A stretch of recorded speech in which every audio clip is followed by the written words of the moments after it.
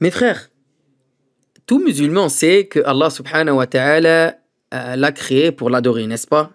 Il connaît très bien le verset وَمَا خَلَقْتُ الْجِنَّ وَالْإِنسَ إِلَّا لِيَعْبُدُونَ.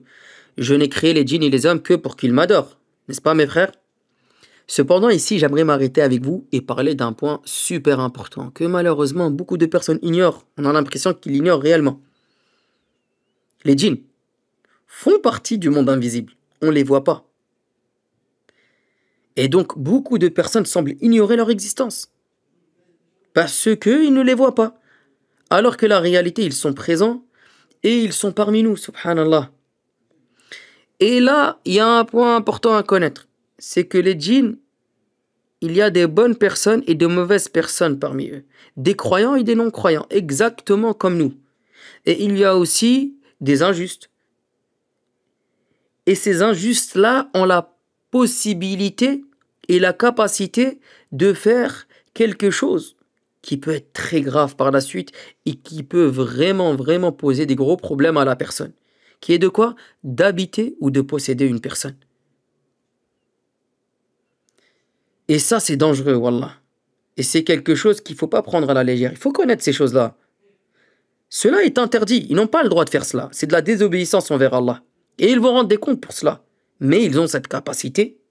Allah leur a donné cette capacité. Subhanahu wa ta'ala, il y a une sagesse derrière cela. Et le Coran confirme cela. La Sunna confirme cela. Et le consensus des savants confirme cela.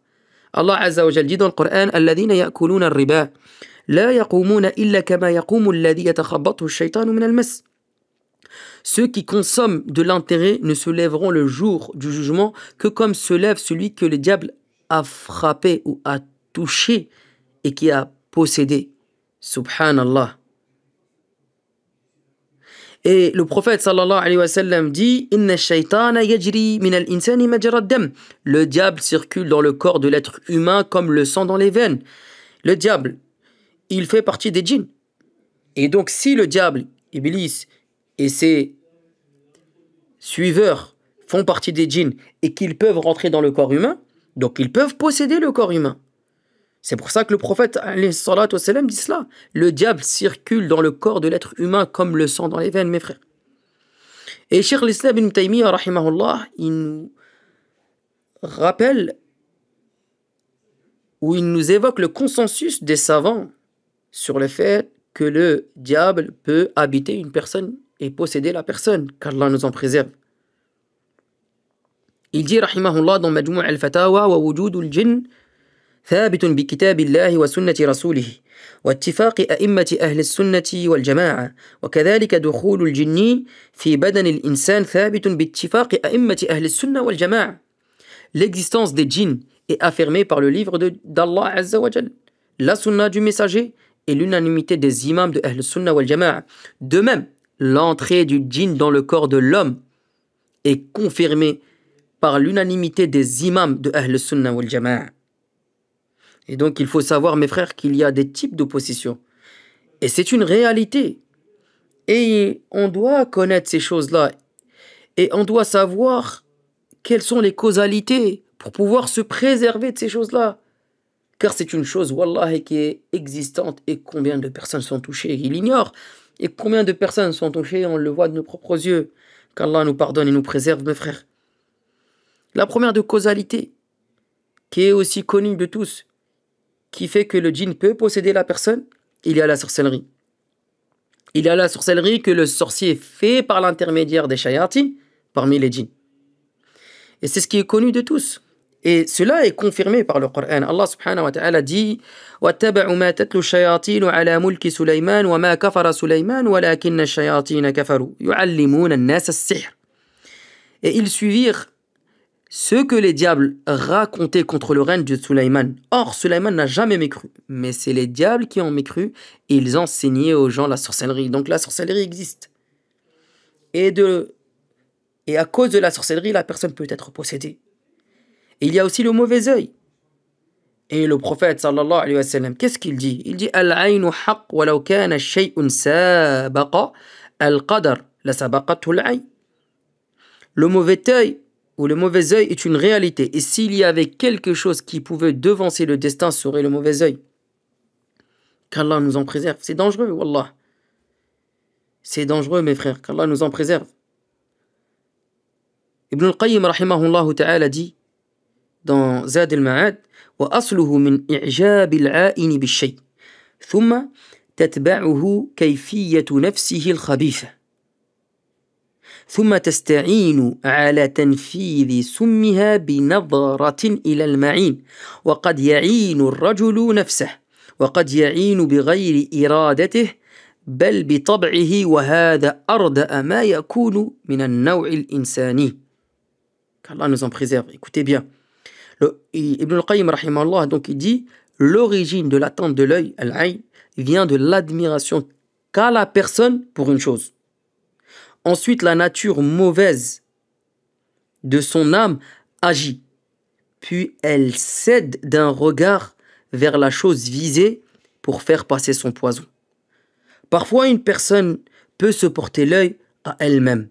Et parfois, elle peut attendre quelqu'un sans même le vouloir, simplement par sa nature. Cette personne, elle est mauvaise. Elle porte l'œil car elle a une mauvaise nature. Elle ne veut pas le bien pour les gens. Et il dit, et cela fait partie des pires caractéristiques chez l'être humain.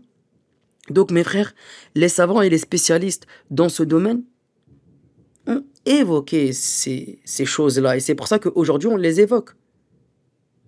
Il faut savoir aussi que des djinns peuvent tomber amoureux de la personne et s'attacher à lui et le posséder par la suite.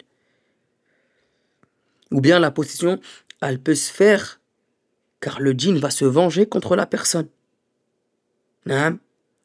Comme le fait de verser de l'eau chaude sur eux. Il se venge et le possède. C'est pour ça qu'il faut dire Bismillah lorsqu'on verse de l'eau chaude.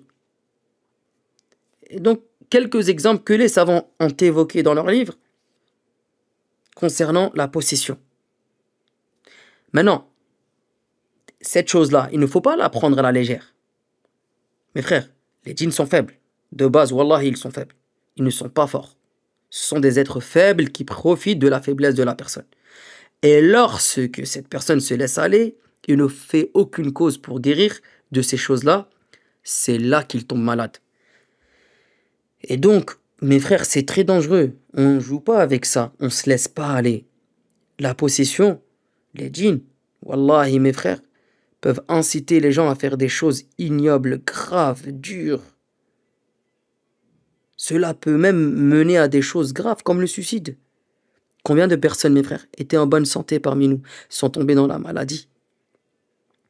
Ils sont tombés malades psychologiquement. Et on pensait que c'était un problème psychiatrique. Puis, elles ont mis fin à leur vie.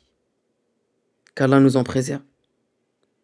Oui, une personne peut être en très bonne santé. Et du jour au lendemain, sa santé se dégrade. Sans raison apparente. Et aucun diagnostic médical ne trouve la cause. Pourtant, la personne consulte, fait des analyses, des radios, des IRM. Mais les médecins ne trouvent rien. Cette personne-là qui ressent ces choses-là, et qui a un mal-être en lui, et qui n'est pas bien, et qui est malheureux, malgré qu'il est parti voir les médecins, qui a consulté, qui ne trouve rien, sache, mon frère, que les savants disent que c'est peut-être parce qu'il est touché. C'est peut-être un signe. Et même les savants disent que certaines maladies sont causées par la possession. C'est-à-dire que la personne, elle tombe malade, et lorsqu'elle tombe malade, elle voit dans ses analyses qu'elle est tombée malade et autres. Les médecins découvrent la maladie et ils disent que certaines personnes, ils tombent malades dû à cette possession, dû à l'impact de cette possession, si elle est due à cause de l'œil ou bien la sorcellerie pour que la personne elle tombe malade et autres. Et subhanallah aussi, c'est pourquoi il ne faut pas prendre les choses à la légère. Des fois, on peut voir des personnes en très bonne santé, mais qui deviennent folles, malades, parlent seules, marchent seules dans la rue, s'isolent, ne veulent plus parler à personne.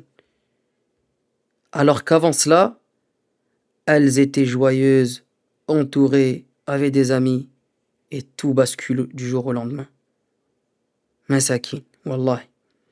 Combien de personnes cherchent à se marier et n'y arrivent pas, ignorant qu'elles sont touchées. Et cette chose les empêche de se marier. Combien de mariés ne trouvent plus aucune paix aucun amour une fois marié, car il y a quelque chose qui cause la division et le divorce, comme la sorcellerie et d'autres. Combien de personnes font les causes pour avoir des enfants? Ils n'y arrivent pas. Des fausses couches successives et j'en passe. Combien de personnes, mes frères, sont déchirées avec la division? Plus personne ne parle à personne à cause de la sorcellerie, à cause du aïn, de l'œil. Un homme qui ne parle plus à ses proches, à ses parents, à ses frères et sœurs, à ses amis, il s'isole et voit tout le monde comme des ennemis, alors qu'il aimait ces gens-là. Et au jour au lendemain, ça bascule. Combien de personnes ouvrent des commerces alors qu'elles ont tout pour réussir, mais échouent? Combien de personnes diplômées et compétentes n'arrivent pas à travailler? Combien de personnes vivent des difficultés sans comprendre que cela peut être causé par ces choses-là? Voilà pourquoi c'est important de connaître, de savoir. Déjà pour nous se protéger et pour protéger nos proches, pour les aider. Parce que la question qui se pose, c'est mais comment se protéger contre ces choses-là? Mais bien évidemment qu'on a ce qu'il faut pour être protégé. Allah subhanahu wa ta'ala, ou le prophète sallallahu alayhi wa sallam, nous a pas délivrés à nous-mêmes. Donc, la question la plus importante est comment se protéger, comment éviter ces choses-là. Car cela fait partie du monde de l'invisible. Il y a des signes à connaître, comme ceux que je viens d'évoquer, et d'autres encore. Donc, si toi, mon frère, au jour, au lendemain, tu ressens euh, la sensation de fatigue extrême inexpliquée, des maux de tête persistants, vertiges, mal-être profond, alors que tu as consulté, tu as fait... Ou bien toi, comme j'ai évoqué, mon frère, tu as des problèmes de couple et autres. Reviens à ton Seigneur. Et fais les causes pour guérir de ça. Et donc la question maintenant, c'est comment guérir de ces choses-là, comment se protéger. La première des choses, c'est que le croyant doit se protéger de ces choses-là. Et c'est ça qu'il ne faut pas négliger, parce que lorsqu'on est malade, c'est ça la difficulté. Là, elle vient la difficulté, l'épreuve. Donc mes frères, il faut qu'on se protège de ça. Et si on est malade, eh ben, il faut faire les causes de guérison. Si nous donnions plus d'importance au Coran, nous ne serons jamais, mais jamais touchés par ces choses-là. Et donc la première des causes, mes frères, qui fait qu'on est touché, c'est qu'on est loin du Coran. On ne lit pas le Coran, on ne médite pas le Coran. Alors qu'Allah subhanahu wa ta'ala dit que le Coran est une guérison. Je vous jure par Allah, celui qui a créé les cieux et la terre, puis s'est établi sur son trône, que le Coran guérit les maladies chroniques incurables, réelles, et guérit les maladies invisibles telles que la possession. Mais nous sommes loin du Coran. Ô toi le croyant, ô toi le musulman, lorsque tu entends Allah dire وَنُنَزِّلُ مِنَ الْقُرْآنِ مَا هُوَ شِفَاءٌ وَرَحْمَةٌ لِلْمُؤْمِنِينَ. Et nous faisons descendre du Coran ce qui est une guérison et une miséricorde pour les croyants. Rien ne t'impacte. Donc si on lit le Coran, on guérit bi'idhnillah. Allah dit guérison pour les croyants. Le Coran il est. Et il n'a pas précisé quel type de maladie il guérit. Donc cela inclut toute maladie. Allah peut guérir toute maladie pour le Coran. Wallah mes frères. Et donc, il ne faut pas s'éloigner de la lecture du Coran. Et il faut méditer le Coran. Et dans le Coran, il y a un verset qui est Ayatul Kursi, qu'on doit réciter après les prières, qu'on doit réciter avant de dormir. Et dans le Coran, il y a Surat al-Baqarah, qu'on doit réciter fréquemment. Il y a aussi Qul huwa Allahu ahad, Surat al-Ikhlas, Qul a'udhu bi rabbil falaq, Surat al-Falaq, Qul a'udhu bi rabbin nas, Surat al-Nas. Et il y a aussi des invocations à dire avant d'entrer aux toilettes, en rentrant à la maison, en mangeant, avant d'avoir un rapport intime avec son épouse, avant de se changer en disant Bismillah. On a tout entre les mains pour se protéger. Wallahi, on a le Coran, on a les invocations que le prophète sallallahu alayhi wa sallam nous a dit de dire pour s'en protéger. Et si on mettait ces choses en application, rien ne peut nous toucher, Inch'Allah. Et sachez que la chose la plus impactante qui élimine tout type d'opposition, de maladie, il y a la lecture quotidienne de Surat al-Baqarah. Les spécialistes du domaine, les savants, ont dit de lire Surat al-Baqarah.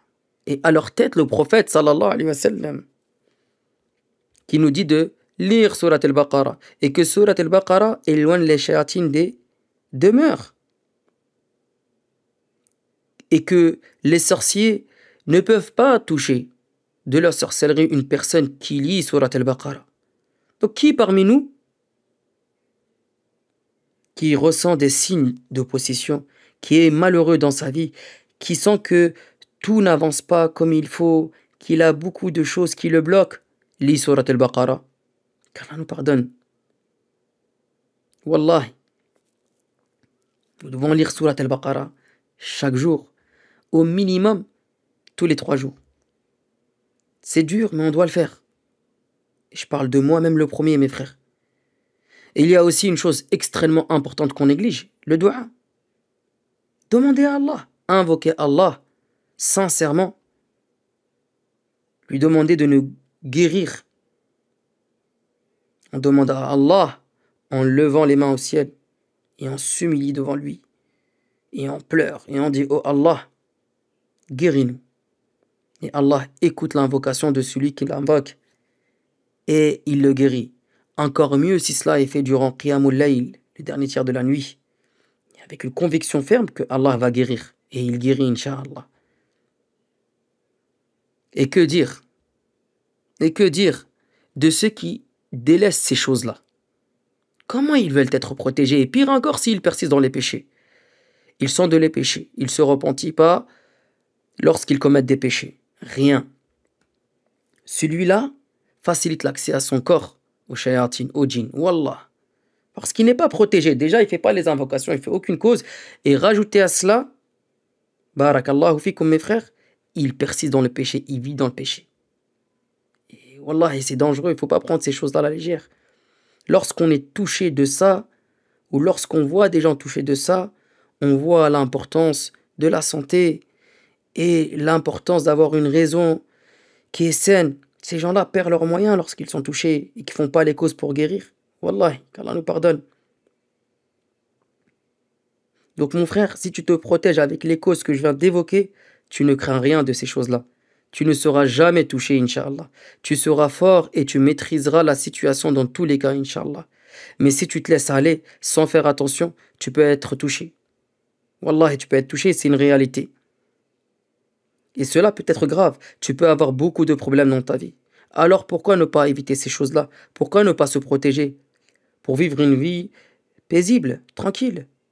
Le monde invisible existe. Nul n'est à l'abri d'un œil d'envieux, d'un souffle maudit par un sorcier.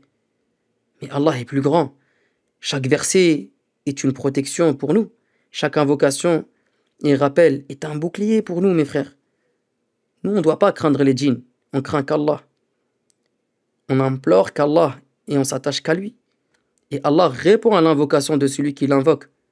Donc, mon frère, remets-toi au Coran, car le Coran est une forteresse qu'aucun démon ne peut briser. Et plus spécifiquement Surat al-Baqarah. N'oublie pas les invocations du matin et du soir. Et que tu récites après le Fajr et l'Asr. Et n'oublie jamais qu'Allah dit dans le Coran: Fallahu khayrun hafidha wa huwa arhamur rahimin.